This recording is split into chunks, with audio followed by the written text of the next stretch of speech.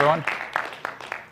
Thank you, Teddy. It's been nice meeting all of you. I hope to see you tonight at the Bitcoin Center at the event. Calling it an event until we meet up with the Potcoin guys over there, and then it'll be a party. So I'm here to talk about AuroraCoin. Before I do, let me tell you a bit about myself. My name is David Leo. I run a cryptocurrency research and trading desk at a stealth startup here in Manhattan. Before getting in the Bitcoin space, I was an artificial intelligence researcher out in Silicon Valley. Some of the most recent work I did was on using artificial neural networks to forecast movie revenues. And as exciting as that work is, it's very compelling. It doesn't hold a candle to the cryptocurrency space. This is the most interesting thing going on in the world right now. So congratulations to you all for being here. Let me tell you as well, I also operate CoinHeavy. It's a cryptocurrency services consultancy. We do integrations for nonprofits and charities free of charge to encourage adoption and to help educate. One of the projects we did recently is, I'm a big fan of Adam Carolla. Some of you have heard of him, probably. He was co-founder of The Man Show with Jimmy Kimmel. He's got a show on Spike TV right now called To Catch a Contractor. That's pretty funny. And he also operates one of the largest podcasting networks right now. So a big fan of his. I integrated his podcasting network to accept Bitcoin subscriptions and donations. And also, as a prominent podcaster, he's being sued by patent trolls. Not over what he's saying. He's not being sued for libel, but he's being sued for saying anything at all, recording it, and putting it on the internet. So instead of paying these people to go away, he is choosing to take them to court, and he's got a crowd-funded legal defense campaign. It's on Fund Anything. You can search for Troll Hunter. And that campaign is also accepting Bitcoin donations. So if you can and you want to help out, look it up. All right, on to AuroraCoin. So AuroraCoin is Icelandic cryptocurrency. And when I say Icelandic, it's not officially sponsored by the government. They're going through all sorts of machinations to try to figure out how to deal with this, something that they can't exactly control directly. So it's not sponsored by the government, but it's targeted specifically at Iceland. So just for reference, I had to look it up too a while ago. That's where Iceland is. So why Iceland? Well, first and foremost, the people, right? Iceland is a relatively small country, about 338,000 Icelanders. It's fairly culturally homogenous. About 94% of Icelanders are born in Iceland, sort of Icelandic descent in one fashion or another. The economy as well. So in recent years, in 1981, going back a little bit, the Icelandic krona, their currency, went through a devaluation where the old currency, 100 of the old currency became worth 1 of the new currency. This was due to hyperinflation that was going on at the time. More recently, in 2008, the Icelandic banking system went through a crisis that, relative to the size of their economy, was the largest banking crisis in the history of the world.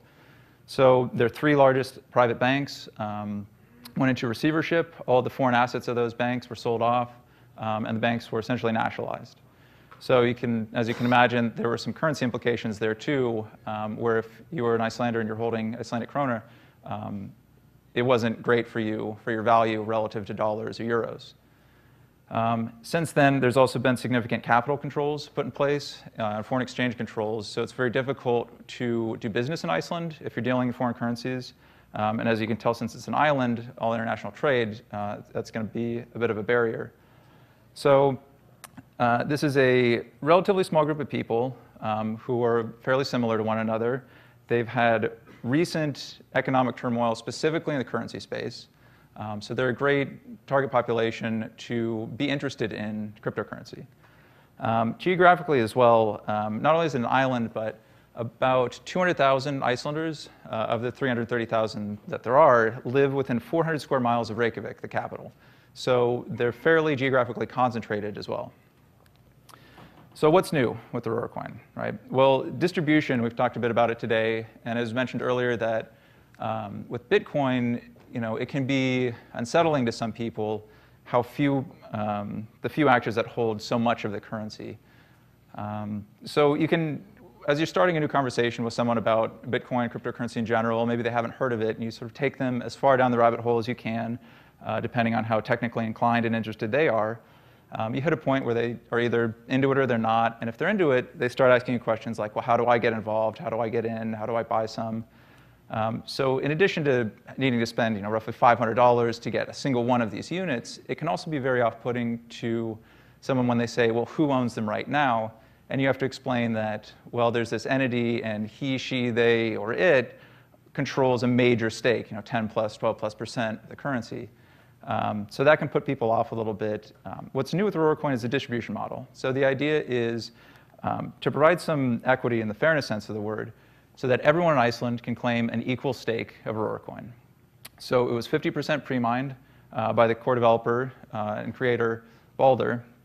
He's pseudonymous, that's why I'm here.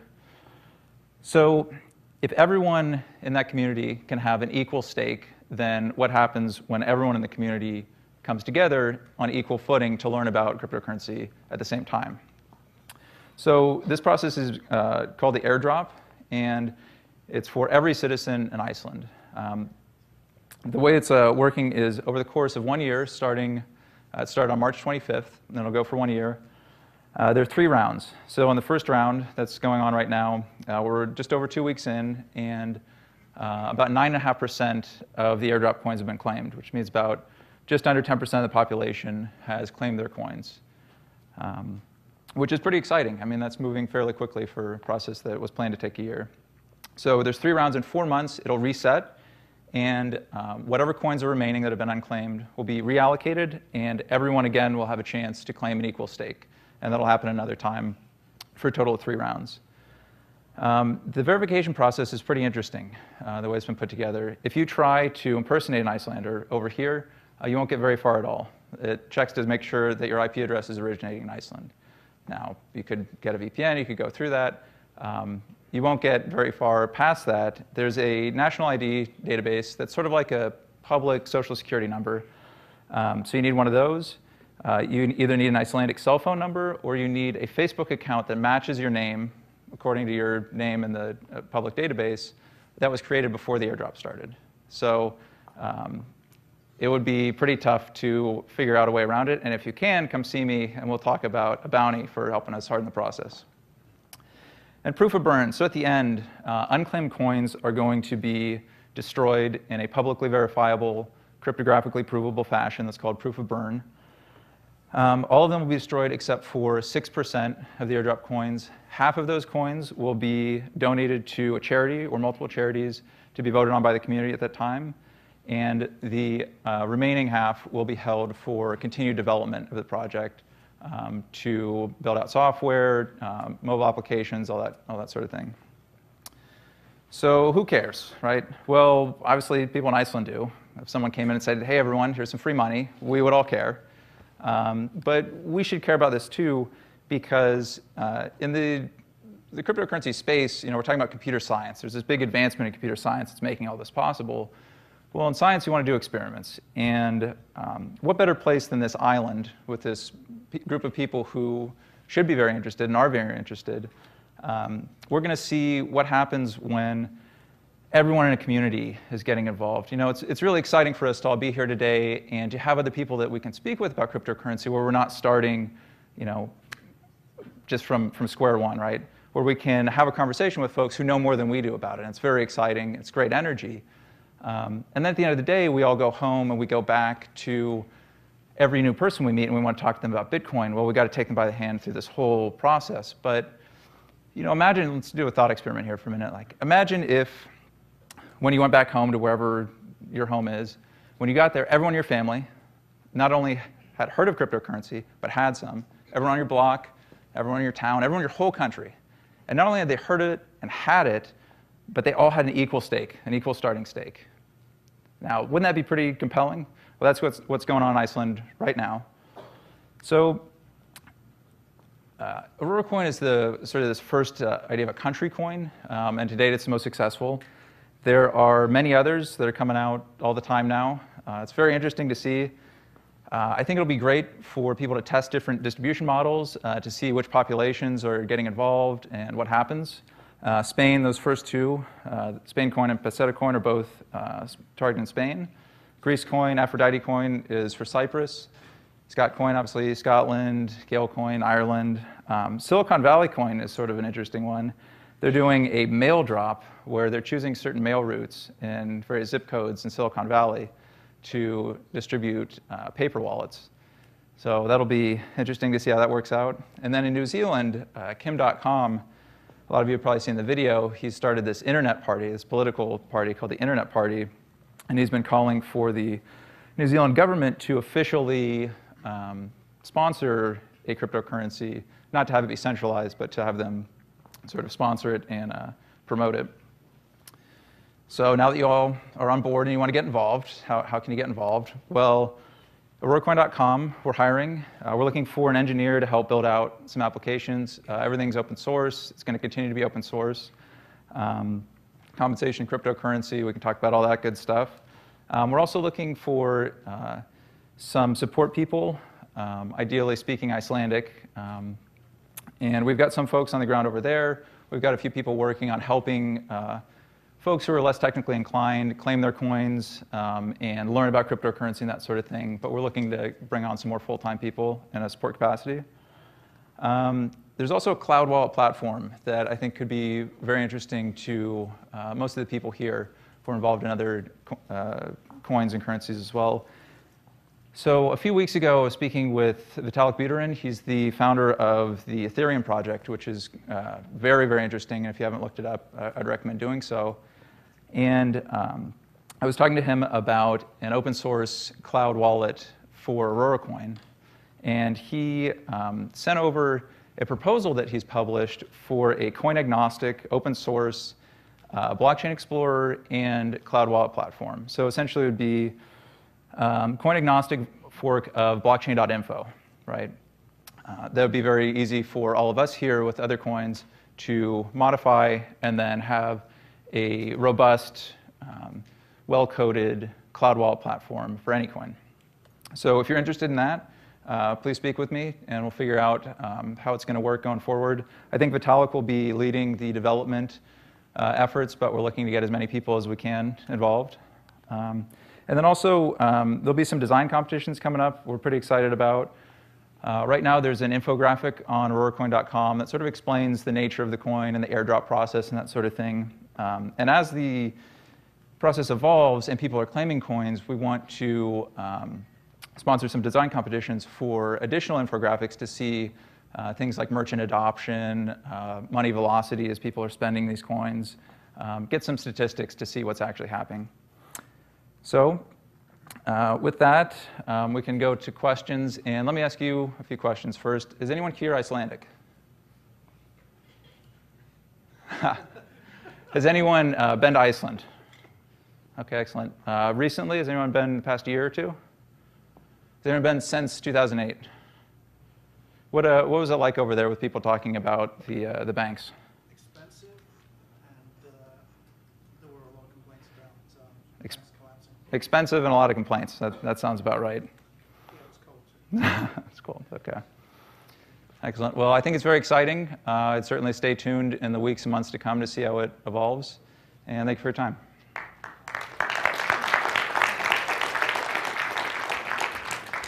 OK, questions? Anyone curious? Yes? So I'm with GoCoin. We're a payment processor. I'm interested to know, will there be any opportunities for like e-commerce checkout, payment processing, or how do you see that developing? Certainly. So we're evaluating some. We're not going to do anything officially. We're going to try to have this mostly be market-driven. What we'll do is try to vet solutions that arise and make sure open source is generally better for this sort of thing. For some transparency, but we'll do some vetting and try to provide some recommendations to people to know who to trust and who not to trust. There will be a few developments coming along more formally. For the moment, what we're seeing is mostly e-commerce with merchants accepting AuroraCoin online through their websites rather simply. There's an Android app that's being used as a point-of-sale sort of solution. But because of the nature of the network itself, you don't need just to get started, you don't need too much custom software. As businesses in Iceland come on board, I think you'll see things tailored to their specific needs and the industries they have.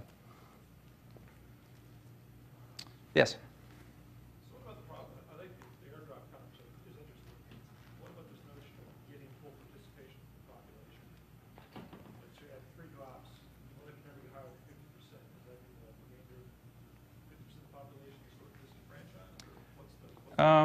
That's a good question. I mean, they'd still have plenty of opportunities to trade for AuroraCoin or earn AuroraCoin or mine AuroraCoin afterwards. So after the airdrop's done, while it's going on, presently you can mine AuroraCoin, and you will be able to after the airdrop as well. So if someone feels like they missed the boat, they could certainly start mining or trading for it, that sort of thing.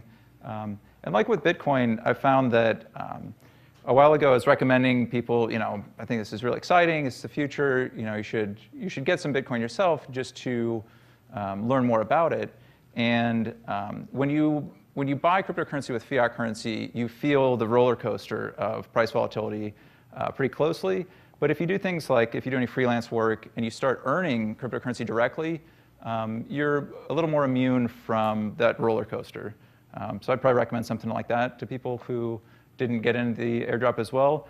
Although, because of the nature of the country, so small, it's the most internet-connected country in Europe. There's about 95% of Icelanders are regular internet users, and that's compared to an EU average of 70-ish%. So everyone's pretty much aware of AuroraCoin over there, who's going to be. It's on the national news, every other night these days. So if someone misses the boat, that's kind of on them. What about population growth? So just because you're alive at this particular moment, you get access to Basically. It's an interesting question. I mean, certainly if someone in Iceland was concerned about that, they might start a foundation and then ask for donations to have a second-generation airdrop to people who are below a certain age. Yes, ma'am? What do you think would be the incentive to actually keep the AuroraCoin and exchange it instead of exchanging to Bitcoin and then just deal with the Bitcoin? So it's a good question. I think even if some people do exit into Bitcoin, it's still educational, and it'll be good to get more people in the cryptocurrency space in general. I think for Iceland, though, according to 2012 IMF data, they're 17th in the world in per capita GDP. So there's enough affluence where if someone's curious, I think it's going to be relatively easy for them to feel like they can hold on to this currency, to see how things evolve, to spend it at local merchants and that sort of thing, as opposed to having there be sort of this widespread need to exit into fiat to go buy food or something like that. So in terms of the population, I think there's some breathing room there for people to explore. Yes? Has the Icelandic government made any legislative decisions? Nothing formal as of yet. There's been a few meetings that they've had to sort of discuss it, and as in the United States, there's different sort of senators who have differing views on it. I think that's another reason why the rest of us should care about this, is because it might result in this accelerated regulatory environment where the Icelandic government feels compelled to do something, and since they'll be one of the first actors in that sort of governance space, everyone's going to be looking to them to see what they did, and they might really set the tone. Yes? Do you want to briefly talk about the Bitcoin Dark discussion where BCX claimed that AuroraCoin was hacked, but it wasn't actually? Oh, not really. It's just nonsense on the forums. Yes, in the back there. Do you guys have any plans to prevent future forks? It's a good question. So, Have they resolved this past fork? Yep. So there was a fork to implement the gravity well, and it hadn't quite hit the trigger block at the time of the airdrop. But it's a great community, and I reached out to a few pool operators and said, "Hey, would you help push us forward past the gravity well implementation?" And they were more than happy to help, and we're very shortly off to the races after that. Because it's sort of, the nice thing about decentralized currency is that it's not a trustful model. At least through the period of the airdrop, though, this certainly is. I mean, we're all trusting Balder, who's the only person who has these private keys to the airdrop funds, to do what he says he's going to do. And all my communications with him, I've been very impressed that he's in it for the long haul, and he's committed to the ideas behind this. So in that regard, there's a checkpointing that's been implemented. I think that will resolve the issues for the period of the airdrop, certainly. And then at that time, at the end of that year, this either will be an ongoing operation or it won't, at which point we'll know either way. Yeah. OK, I think that's it. Thank you. Thanks, Eddie.